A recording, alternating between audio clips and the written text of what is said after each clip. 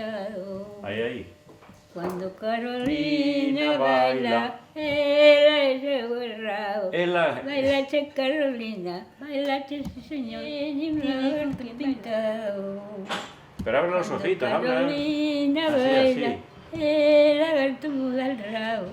Bailache Carolina, bailache sí señor, dime con quién bailache, baile con mi amor. Ah, muy bien. Muy bien. Todavía canta. Todavía canta la abuela. Ay, amigo.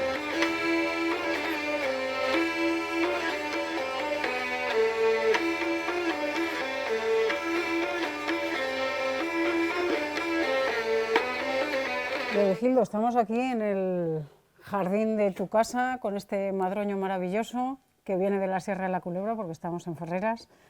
Y yo quiero que nos enseñes un poco cuál ha sido una de las grandes pasiones de tu vida, que es el folclore y que ya más tarde ha sido la construcción de instrumentos. Sí, efectivamente.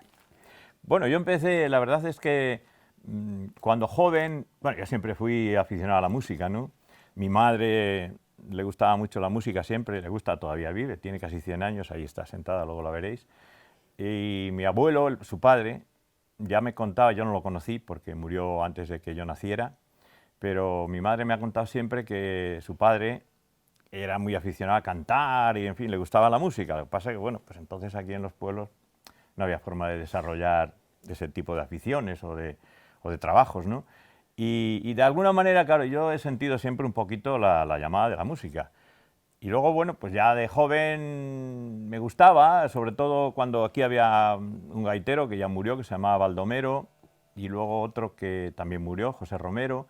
En fin, yo siempre, cuando jovenzuelo, pues me gustaba verlos, oírlos tocar, en fin. Y luego, bueno, pues lógicamente, pues cuando estudias todo esto, estás fuera del pueblo, ya te desconectas del asunto. Pero cuando empecé a trabajar, yo empecé a trabajar en Tenerife.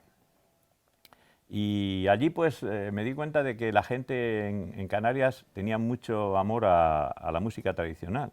Cuando aquí prácticamente... Luego, bueno, yo me trasladé a Guadalajara, estuve unos años en Guadalajara, donde estaba totalmente acabado también el folclore allí, o sea, más que aquí, ahí estaba totalmente desaparecido, ¿no? Y luego ya a finales de los 80, en el año 90 más o menos, me vine yo a Zamora. Y ya aquí coincidió con la creación de la Escuela de Folclore, justo si no ese año, el año anterior, se había empezado a funcionar la Escuela de Folclore con Jambrina y Madrid y, en fin, toda esta gente que entonces fueron pioneros. Ya inmediatamente me metí en el ambiente y empecé aprendiendo a tocar, aunque yo ya por mi cuenta había aprendido algo, porque siempre yo, como te comentaba antes, empecé de muy joven, desde Mozalbete ya tenía una guitarra, tocaba la guitarra, en fin. Entonces, bueno, siempre me tiró eso. Y ya en los años que estaba en Guadalajara me compré yo una gaita en Galicia y, bueno, yo solo, a mi manera, empecé a aprender a tocar la gaita, pero claro, bueno, pues era una forma de hacerlo un poco así especial, ¿no? Y cuando me vine a Zamora, pues con la oportunidad de la Escuela de Folclore, inmediatamente me metí en esto y ahí comencé. Realmente ese mismo año o al año siguiente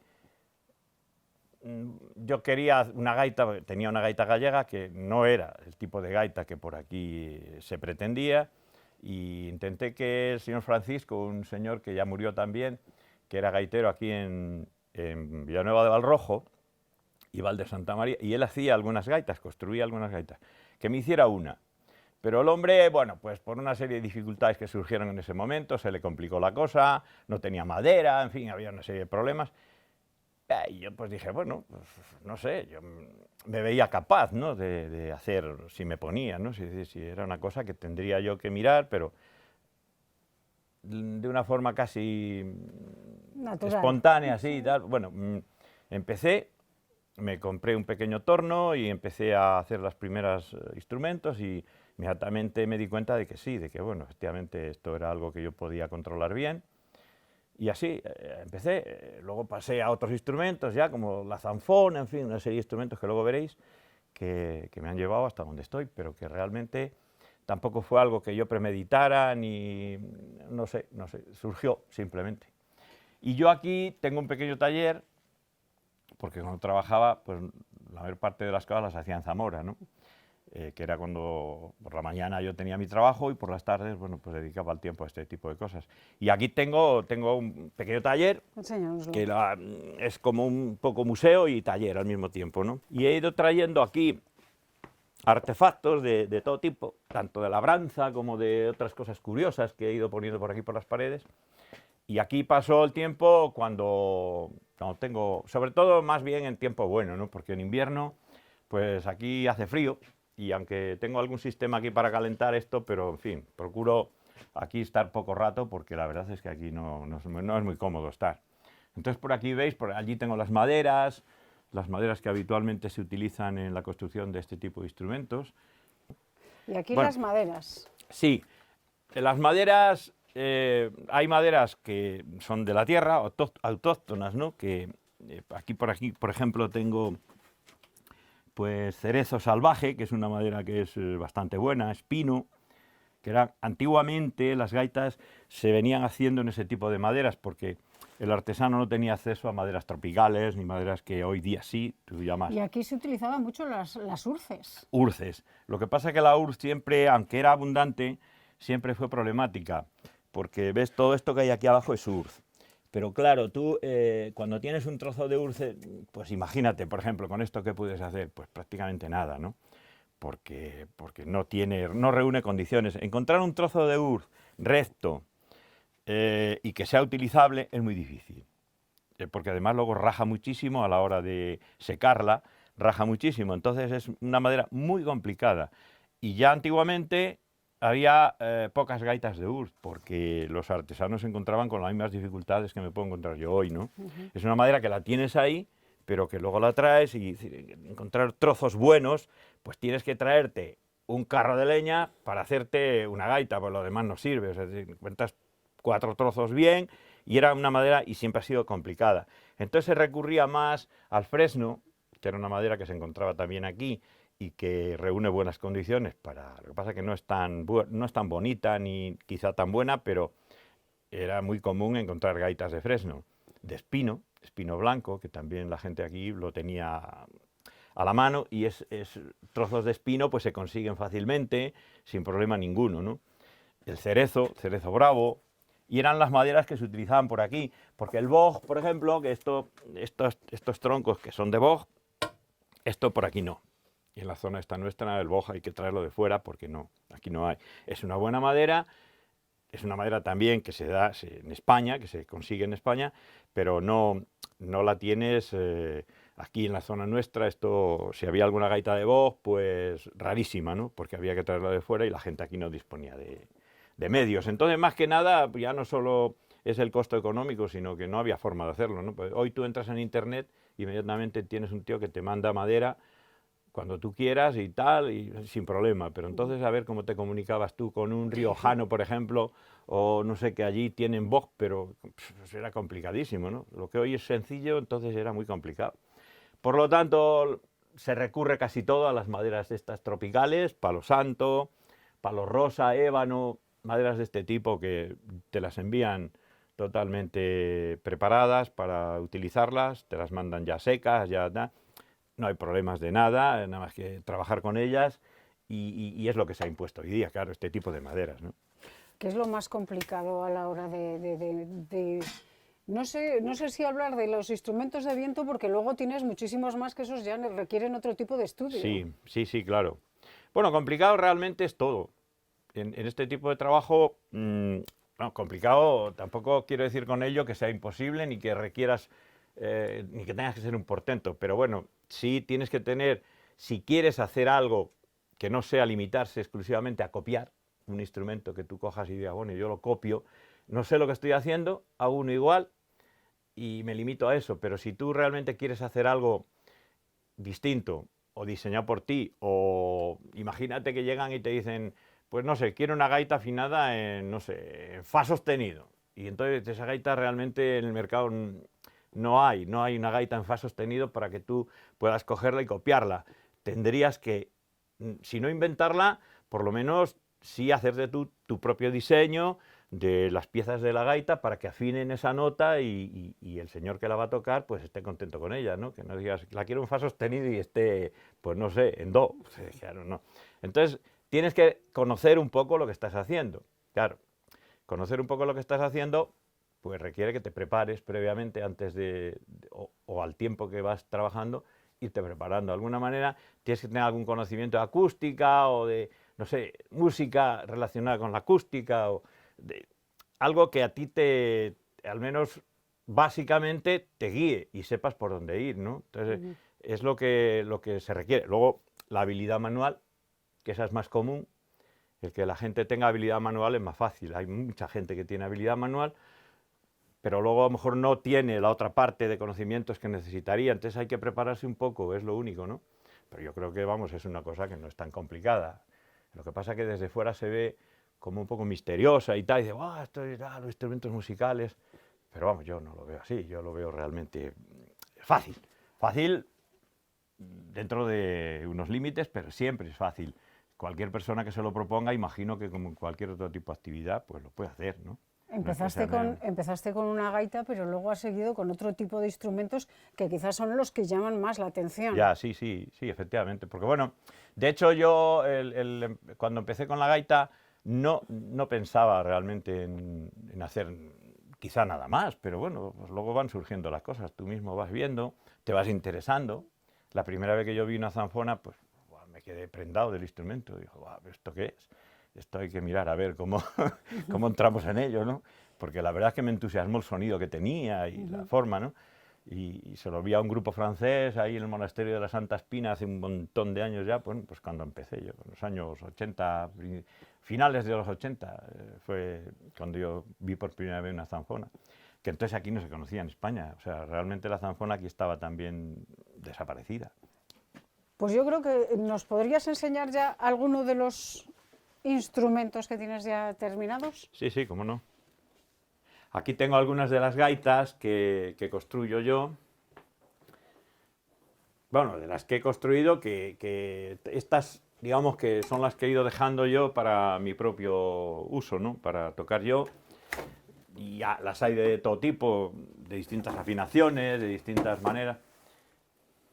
Esta es una gaita de Urz, que antes hablábamos de la madera de Urz. Pues esta es una gaita de Urz. Es una gaita que aquí se conoce popularmente como la sanabresa, la gaita sanabresa, que es la copia de la gaita de Julio Prada.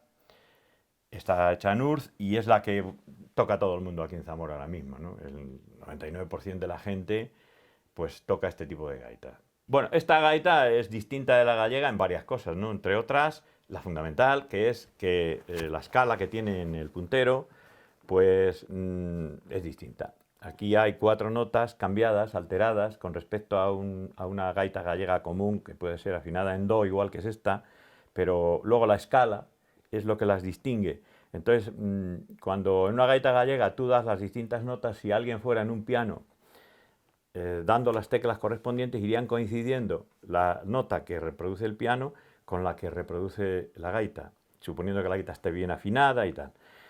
Pero a esta no. Hay 4 notas aquí que cuando tú dieras en el piano la nota que parecería que debiera corresponder con esta, no es así. Esta está alterada un cuarto de tono. Entonces, esas alteraciones son las que distinguen la escala. Luego el timbre es distinto también. Este es un timbre mucho más potente, tiene más sonoridad, se oye, digamos, más.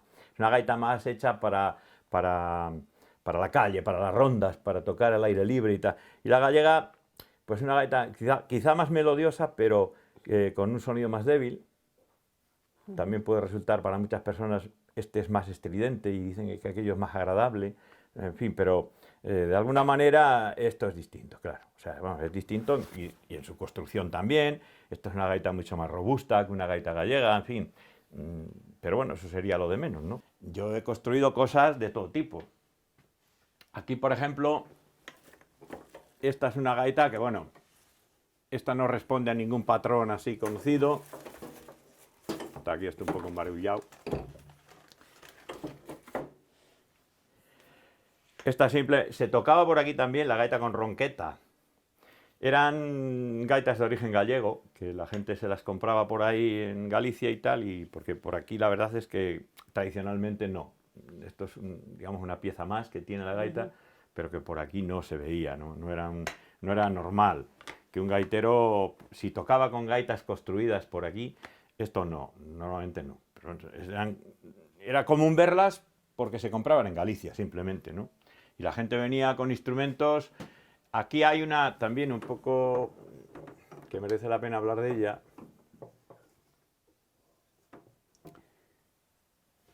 Esta también es una gaita sanabresa.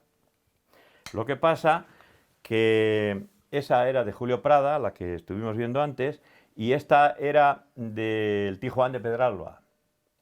El tío Juan de Pedralba fue un gaitero muy famoso, de Pedralba de la Pradería, que tenía una gaita que por las grabaciones, las pocas grabaciones que hay por ahí y tal, se llegó a la conclusión de que afinaba en la. Mientras que esa gaita afina en do, esta afina mucho más bajo, mucho más grave, en la. Y el hombre se comenta que le había acoplado la campana de un clarinete al puntero. Entonces yo cuando hice el primer puntero en la, intentando que fuese como el del Tijuán, porque realmente el puntero del Tijuán no existe, si existe estará perdido en algún sitio, no se ha encontrado. Entonces, pues Alberto Jambrina, conmigo hablamos del tema este y Jambrina me comentó, pues el hombre tenía la campana de un clarinete acoplada y tal, y cuando hice yo la primera reproducción, pues se me ocurrió hacer una campana un poco por recordar al Tijuán de Pedralba y recordar esa característica. Entonces le hice la campana desmontable, ¿no? Esto no es normal en un puntero de una gaita, pero bueno, pues en honor al Tijuán. Esta escala es con las mismas alteraciones que tiene la otra, la de Julio Prada, pero en la. O sea, esto suena mucho más grave, es mucho más cómodo para que el gaitero cante, porque con esa tiene que tener buena voz. Sí, y con esto es más fácil, ¿no? Es más baja de tono y se toca con ella, se canta muy bien, vamos. Entonces, esta es otra de las cosas que yo he construido.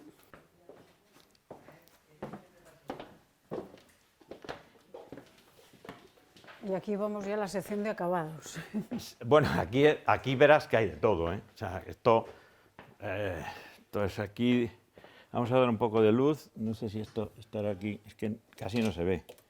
Esto es otro de los últimos instrumentos que hice, de hecho es el último que hice. Una guitarra bajo. Este es el último instrumento que he construido yo, para mi deleite personal, que no soy bajista, pero intento aprender y bueno, ya veremos si consigo algo, ¿no? Bueno, pues esto está hecho en madera de negrillo. Es una madera ya aquí ahora casi desaparecida porque como se secaron, el negrillo es el olmo, vamos, lo que se conocía por olmo. Y ves, pues tiene una veta muy bonita, es una madera. Y llevaba tiempo con ganas de hacer una guitarra bajo y bueno, pues el año pasado me lié y tal y la hice.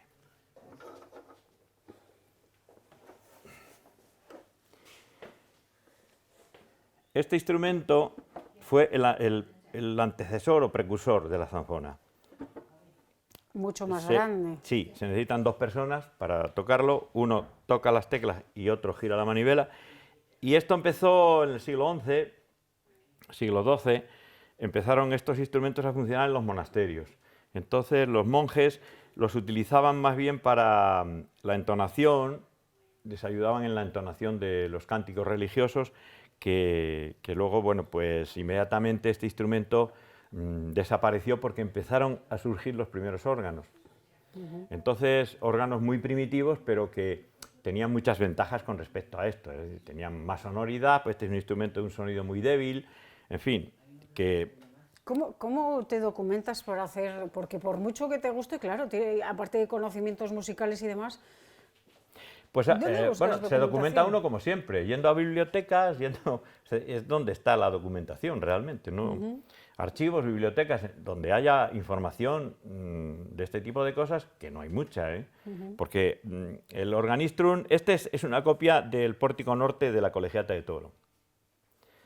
es una copia, todo lo fiel que he sido capaz de hacer.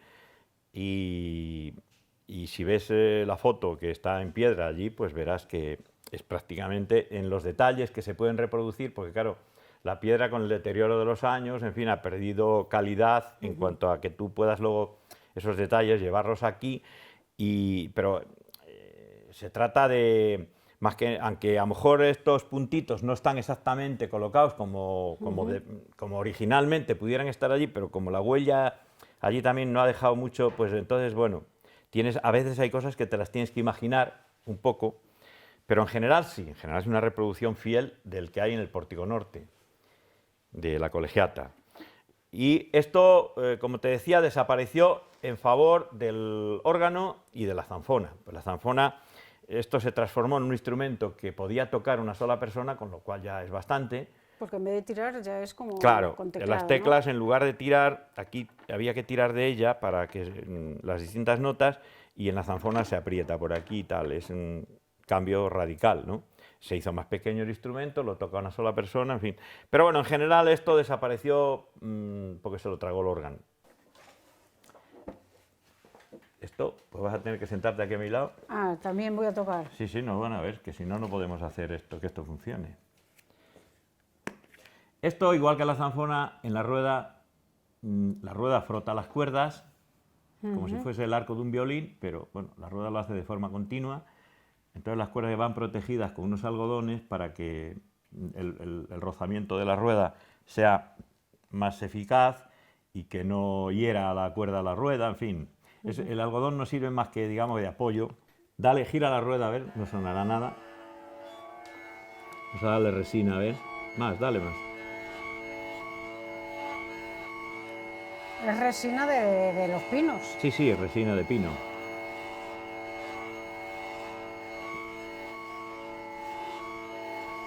Es para que la rueda, digamos, no patine, ¿no? Esto hace como una especie de...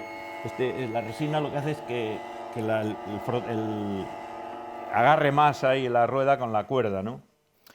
Entonces, bueno, esto ahora sigue dándole ahí porque esto habrá que afinarlo.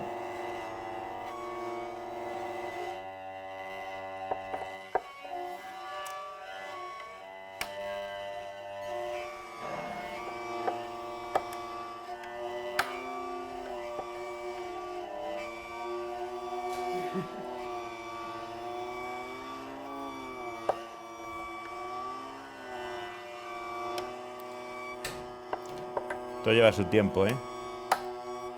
Más o menos está afinado. Ahora, el que consigamos tocar algo o no, ya lo veremos.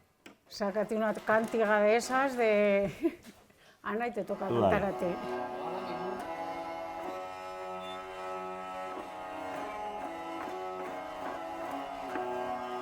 Más o menos, ¿ves?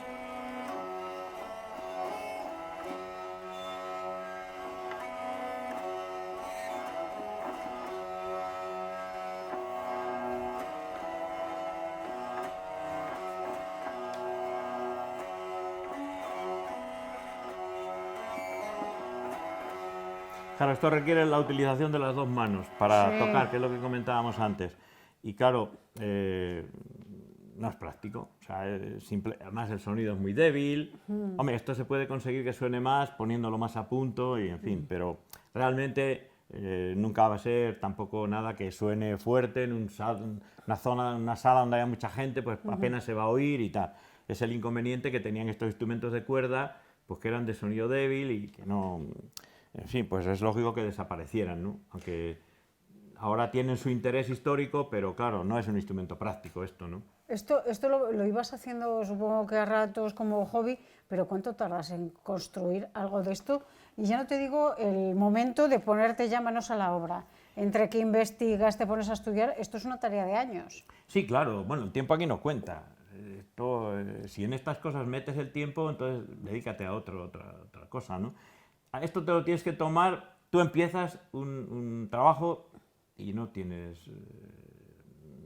fecha para terminarlo, simplemente lo vas haciendo. Yo he tenido momentos en los que era tal la fiebre que tenía yo con esto, que me levantaba, recuerdo en vacaciones, estar aquí en vacaciones, en verano, y levantarme a las 7 de la mañana cuando mi familia seguían todos acostados, y yo a las 7 de la mañana ya estaba yo con las maderas ahí y tal, y terminaba después de cenar, a las 12 de la noche, o sea, que a lo mejor estaba 12 o 14 horas en la tarea, ¿no? Meses, no sabría decirte, depende del número de horas que diariamente le dediques, pero ten en cuenta que todo esto se hace sin ningún tipo de máquina, se hace todo a mano, o sea, todas las piezas te las tienes que trabajar de una manera artesanal y no es como ahora mismo te ponen un sistema robotizado donde venga, chas, metes madera, aquí salen las brocas, la no sé qué, todo se hace en 5 minutos, te han hecho... Esto es un trabajo lento, lentísimo, vamos.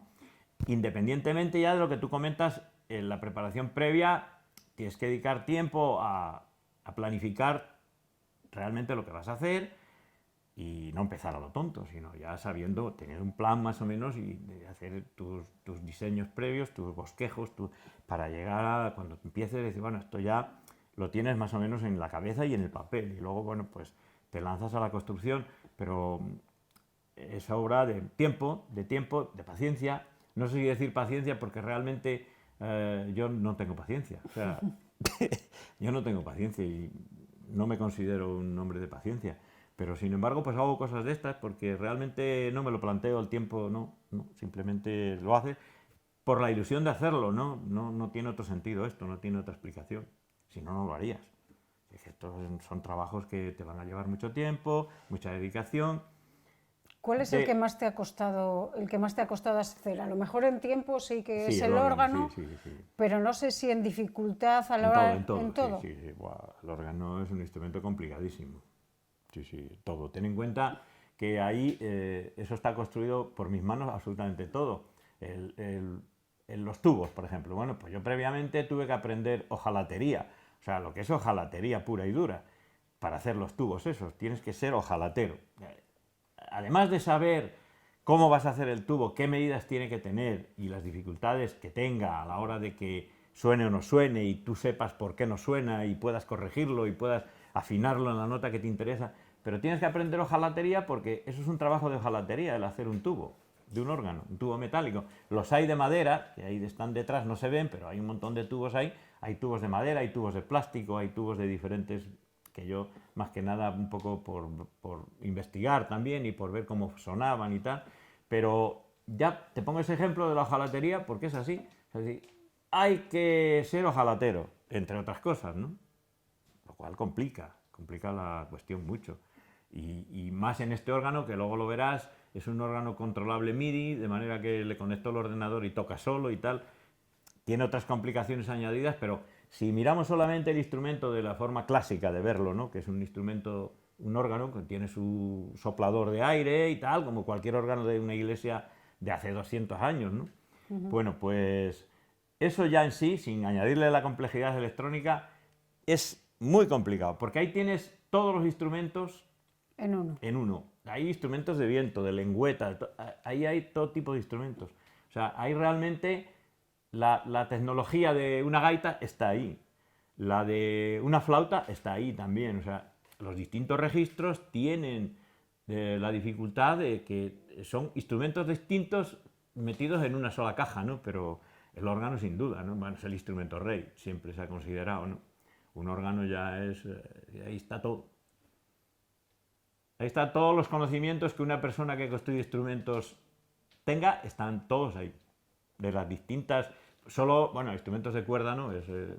Siempre refiriéndonos a instrumentos de viento, ¿no? Pero, porque la cuerda es otro mundo. Pero en instrumentos de viento está todo aquí, en un órgano.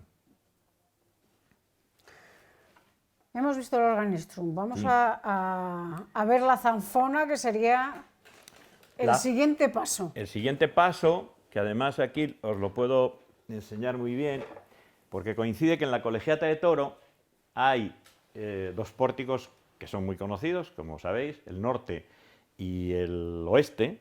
En el pórtico oeste ya hay una reproducción en piedra, o sea, ya está tallada en piedra una zanfona. O sea, en el norte hay un organistrum, pero en el pórtico oeste hay una zanfona, que es esta.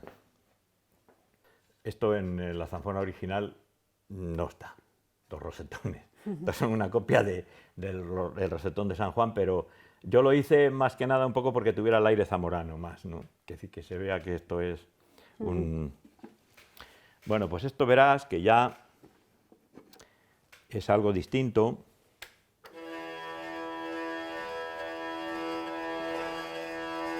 ¿La piedra de qué material es? ¿La piedra o es también madera? La rueda, dices. Sí, la no, rueda. Esto es madera, ¿eh? Esta en concreto es de nogal. Porque bueno, yo aquí lo que he tratado también, actualmente las ruedas, bueno, pues son más complejas pues, en el sentido de que se hacen unas ruedas con madera contrachapada y luego se les pega por fuera una banda de madera natural que puede ser de nogal o de boj o de muchas maderas que se utilicen, pero para darle estabilidad, porque las ruedas tienden a lavear, la madera, como es algo que siempre está vivo, luego con humedad, temperatura, se deforman. Entonces, cuando la rueda se deforma, se traduce en un alabeo que deforma el sonido también y nunca es tan perfecto. Entonces, por eso, ahora, con las técnicas modernas, este tipo de rueda ya no se hace, ¿no? Pero aquí sí está hecho como se supone que en aquellos años lo podían hacer un artesano. Es madera maciza de nogal, sin más. Si se tuerce un poquito, pues bueno, pues se tuerce. Era como eran las cosas. Entonces eran así.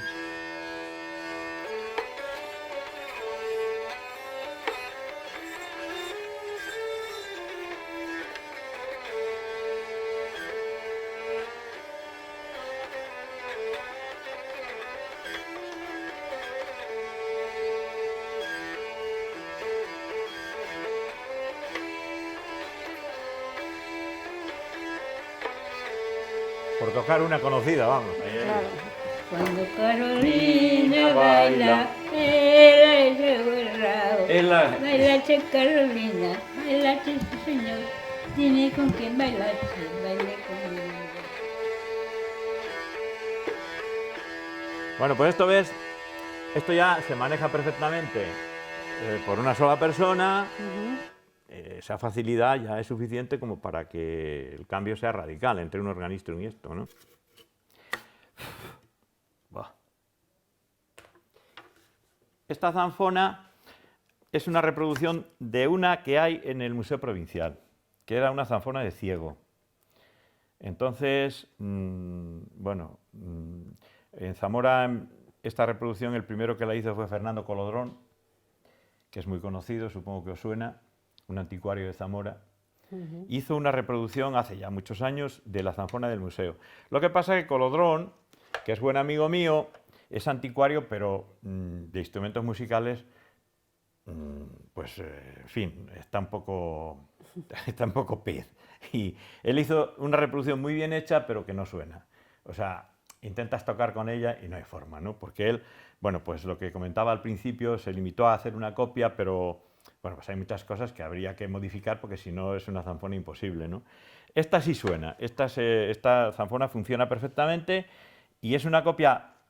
Aquí sí pude yo estudiar la zanfona del museo a fondo y ver qué tipos de maderas, qué grosores de maderas, todo, exactamente todo. Este es un ejemplar que se supone que es del siglo XIX, que anduvo en manos de un ciego y que terminó en el Museo de Zamora y que no se sabe muy bien.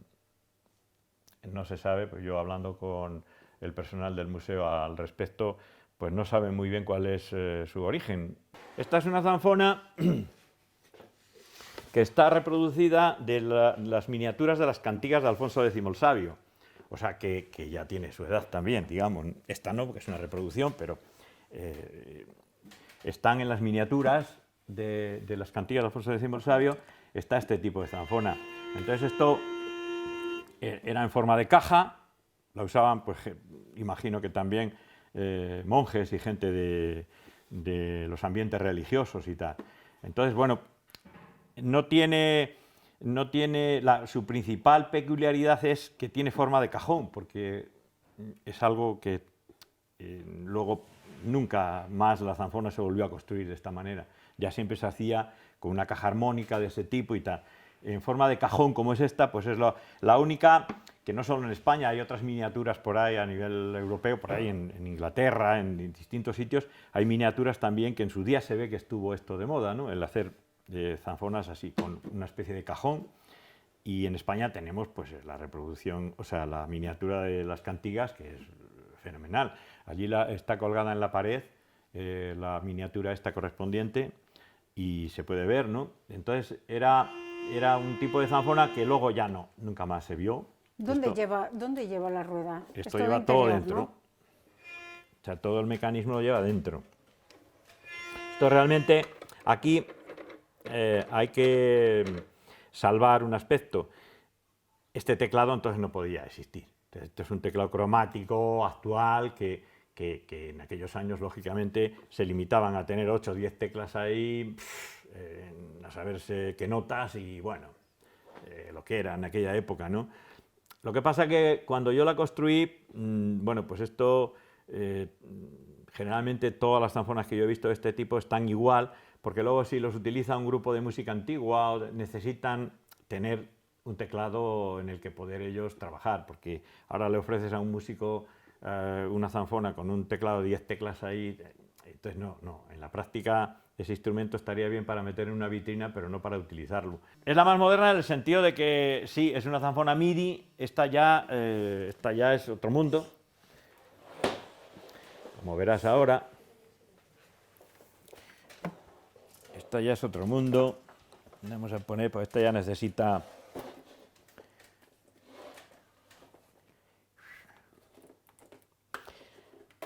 No es la última zanfona que yo he hecho, pero sí es la que más tecnología tiene. Y esta es un ejemplar raro porque de estas se ven, como estas se ven pocas, ¿no?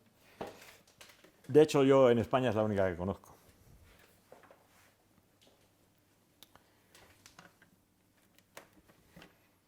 Por ahí fuera, pues sí, habrá cosas de estas, pero por aquí no sé de nadie que se haya metido en el laberinto este de la zanfona MIDI. ¿Ni siquiera grupos que se dedican al folclore? Ni siquiera grupos. La zanfona MIDI no, es algo que realmente apenas se ha utilizado, pero ahora verás que la cosa tiene su... Yo aquí esta zanfona la utilizo a veces cuando tocamos aquí en la iglesia, en determinadas ocasiones, toco en la iglesia con gente que toca gaita o que toca dulzaina y yo les acompaño con la zanfona. Pero, porque ahora verás que esto...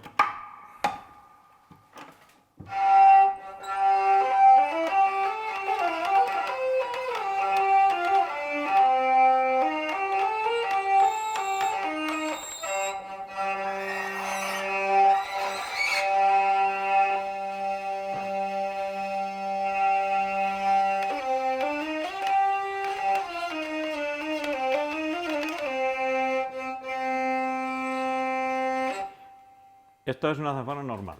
No, normal. Aquí le puedo meter más cuerdas.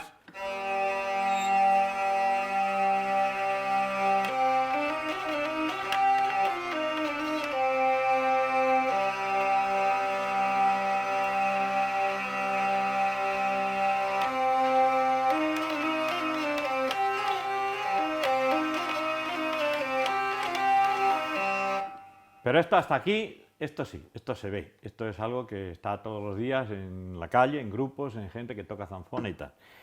Aquí la magia empieza con el MIDI.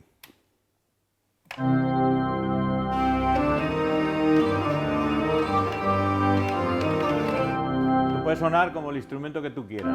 En este caso ahora está como órgano, porque como te comentaba, cuando toco en la iglesia, por ejemplo, yo toco con un fondo de órgano y alguien toca con gaita. Entonces mezclamos el sonido de la gaita con el fondo de órgano que yo le meto con la zanfona y esto suena como tú quieras. O sea, puede sonar como un órgano o como otro montón de instrumentos que yo puedo seleccionar aquí. Entonces esto es lo que la hace distinta, ¿no?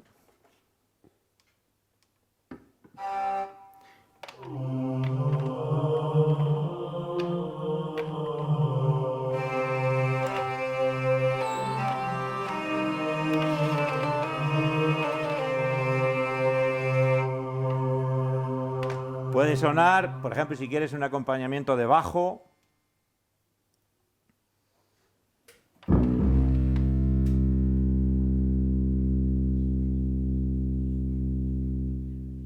darle un poco de...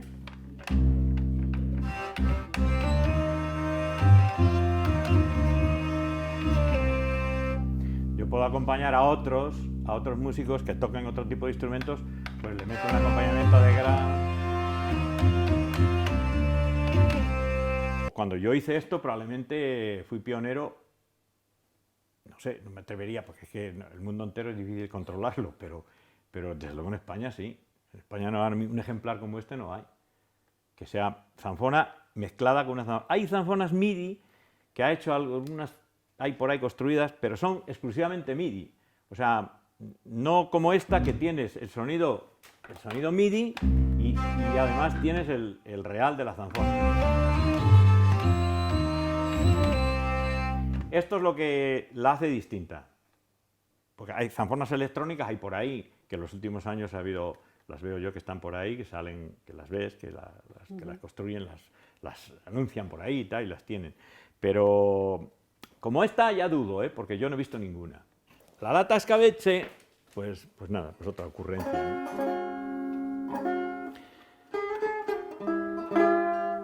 Esto suena como una guitarra eléctrica prácticamente.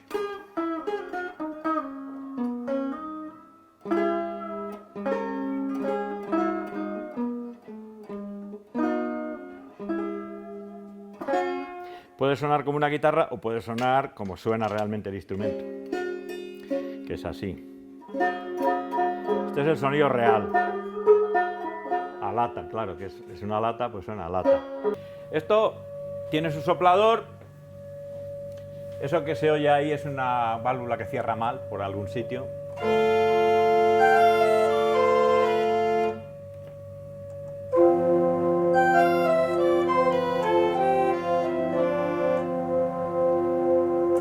Y tiene sus juegos de tubos, que aquí los que ves, los que están en fachada son los tubos metálicos normales de cualquier órgano, que son los que siempre se colocan en fachada para que de alguna manera decoran el aspecto del órgano, pero detrás pues hay un montón de tubos que si los ves entre ellos, por ahí si miras, pues hay un montón de tubitos, más grandes, más pequeños, los hay de madera, los hay de plástico, los hay de cobre, los hay de aluminio, distintos juegos de tubos para hacer los distintos sonidos que tiene todo el órgano, claro.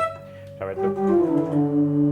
Tú aquí puedes oír, pues tienes aquí los registros, según los registros que seleccionas los distintos juegos de tubos que tiene, ¿no?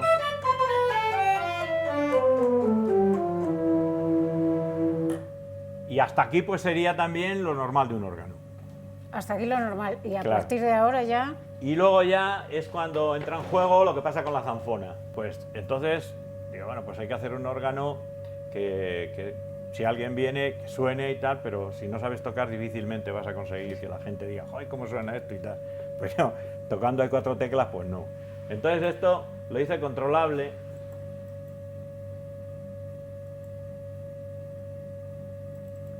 Mediante un programa secuenciador de MIDI, pues tú le metes una partitura, le metes lo que tú quieras, o sea, cualquier partitura y la toca él solo, ¿no? A través del ordenador, claro. Tú seleccionas aquí uno. Aquí tienes todo el código MIDI. Aquí mediante el ratón, tú verás, cada tubo tiene su electroválvula, ¿no? O sea, el órgano, antes de que existiera la electricidad, pues tú dabas una tecla y lo que hacías era que mediante unos sistemas de alambres y tal, abrías la válvula, pasaba el aire por el tubo y sonaba. Cuando surgió la electricidad ya, cuando se inventó la electricidad, empezó a utilizarse la electricidad, bueno, pues los organeros, los que construyen los órganos, empezaron a hacer órganos en los que ya no era un alambrito el que tira de la válvula, sino que tú das aquí, hay una corriente eléctrica que tira de un electroimán que abre la tecla, o sea que entre la tecla y el tubo lo que hay es un cable, no un alambre físico que tira, sino hay un cable. Entonces, ese cable está sustituido aquí, en lugar de tú le das a la tecla, yo puedo hacer que esa electroválvula la puedo abrir desde el ordenador. O sea, si yo doy aquí una nota,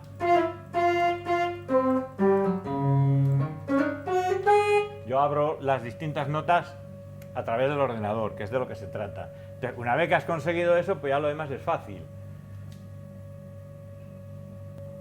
Ahora lo que hace el ordenador, verás, es reproducir simplemente el código que tiene ahí, que es un código de una partitura, en este caso es de Bach, pero...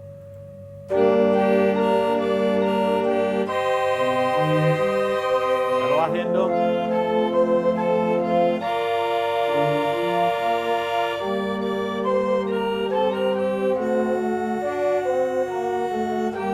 Va pasando por el código y va reproduciendo las notas que tiene ahí. Igual que si tú tocaras, pero...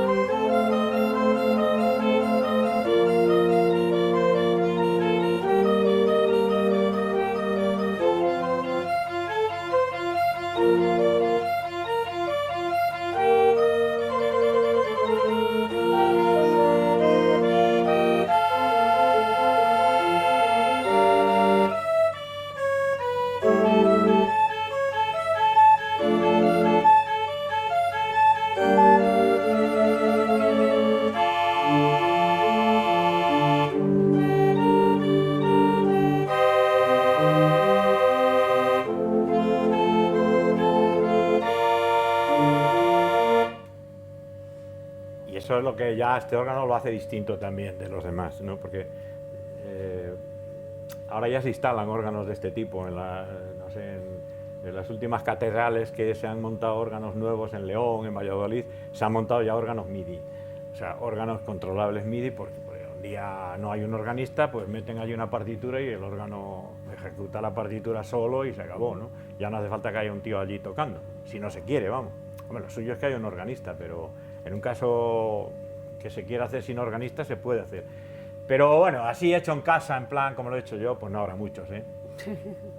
Habrá órganos, pues esto requiere también muchas horas de trabajo, requiere esto hay que, cuando te metes en esto, pues, te metes porque no piensas realmente lo que te va a llevar y crees que tampoco es tan complicado esto, bueno, luego ya una vez que estás metido y estás enfangado, pues ya hay que huir hacia adelante, o sea, ya no te queda otra, tienes que decir, bueno, esto hay que acabarlo ya porque ¿cómo voy a dejar ahora yo esto a medias? Pues venga, pues tira, hasta que consigues rematar, que no está rematado del todo, no voy a decir qué le falta porque... pero le falta. Ahora os voy a enseñar el teremín, que ese ya es un instrumento que no conoce nadie. Sí. Ese ya no lo conoce nadie. Y este es un instrumento electrónico también, pero muy raro. Muy raro. ¿Y alguien que lo sepa tocar? ¿Sabes tocarlo? No, pero esto es Esto contadísimas las personas que tocan con esto. Yo, a veces ahí en internet entras y ves gente que bueno, tocan, pues nada, cosas muy sencillas. Los grandes tereministas que ha habido en la historia, que los ha habido, la que fue novia del inventor de este instrumento, pues esa señora era violinista, dejó el violín y se dedicó al teremín y se pasó toda su vida tocando el teremín. Hay vídeos ahí en internet que si los ves te alucinas. Y dices, pero ¿cómo puede ser esta tía?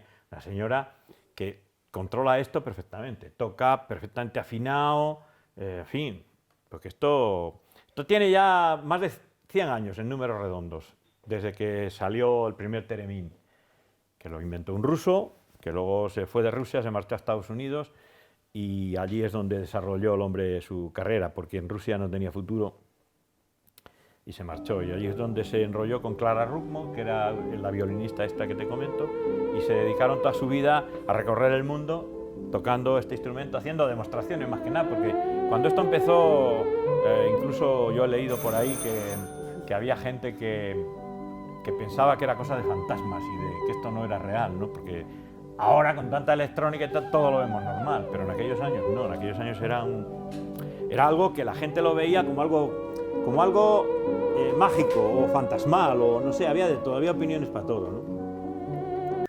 Hay que tocar acercando o separando la mano. Esto es complicado porque las distintas notas...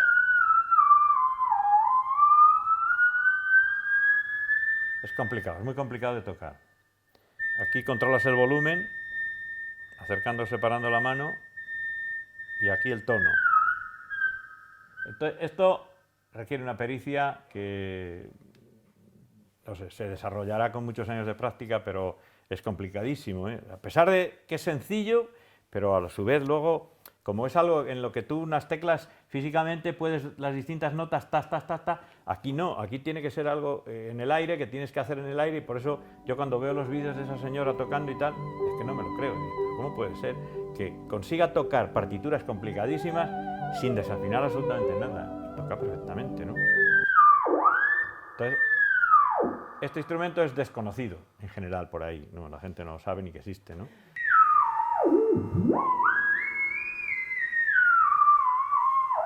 Sí, tocar con esto es muy complicado, ¿eh?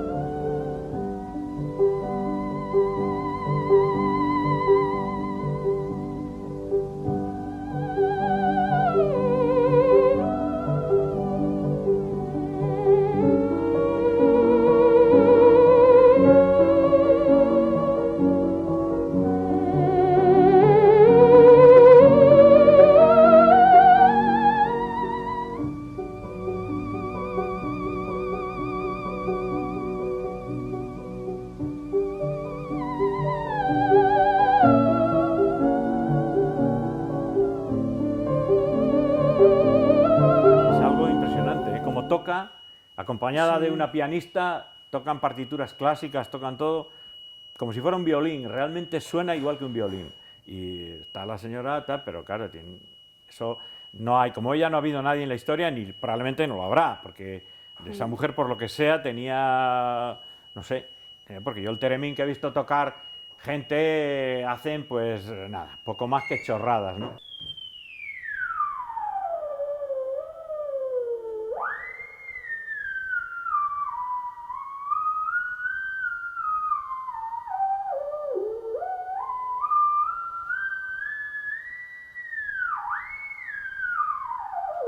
Hacer las películas de miedo, pero otra cosa no.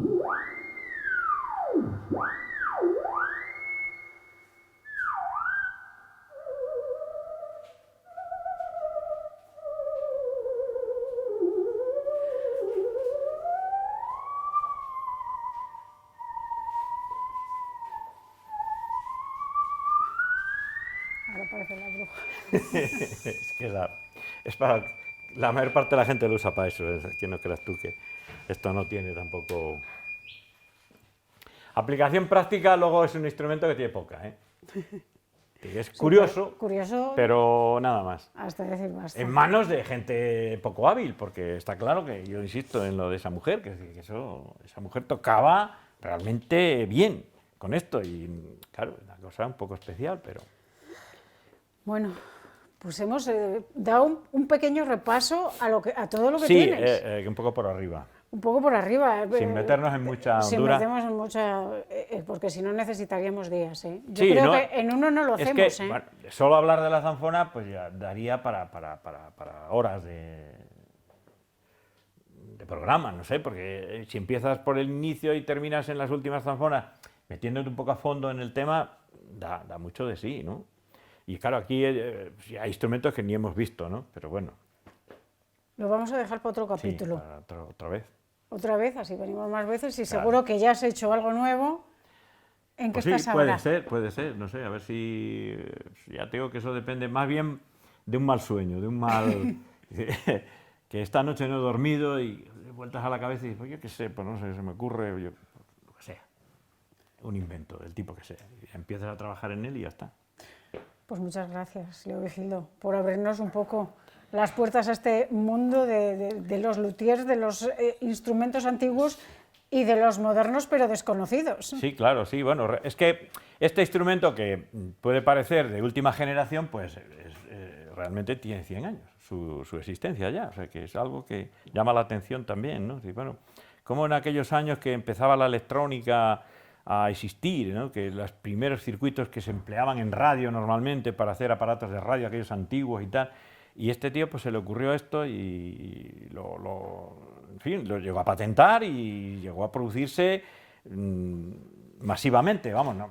Imagino que en aquellos años costaría un dineral este aparato en Estados Unidos que se vendía por RCA, pero había gente que lo compraba, ¿eh? De hecho, la historia lo dice, y hay ejemplares que se han conservado, que la gente que los tiene en casa de entonces, de aquellos años y tal, y era raro, pero no obstante la gente, pues imagino que muchos, más que por conseguir tocar con él, porque iba a ser imposible, pero lo tenían en casa como cosa curiosa. Llegaban las visitas y tal, y pues mira lo que tengo. Y, buah, entonces, si hoy es raro, imagínate hace 100 años. Pues muchas gracias, Leo. Yo voy a probar, sujeta. Me muero de las A ganas. ver, Tocar con esto es muy complicado. A ver.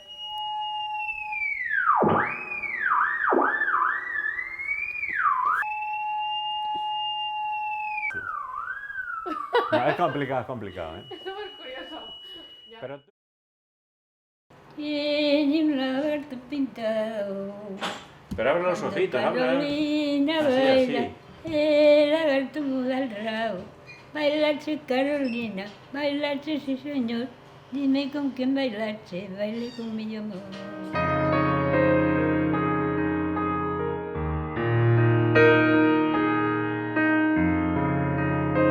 El lagarto muda el rabo. Bailache, Carolina, bailache, sí señor. Dime con quién bailache.